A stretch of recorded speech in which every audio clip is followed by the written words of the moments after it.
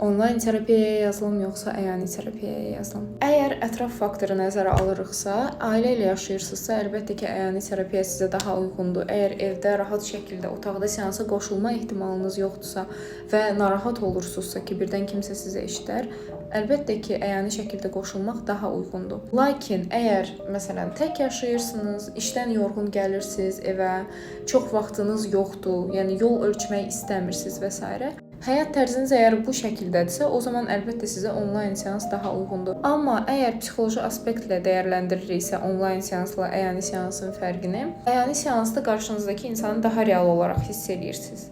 Və bu bəzi insanlar üçün bonus ola bilər, bəzi insanlar üçün isə mənfi bir şey ola bilər.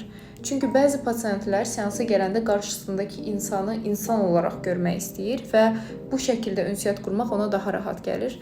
Digər insanlar isə psixoloqla ünsiyyət qurmaqda çətinlik çəkirlər.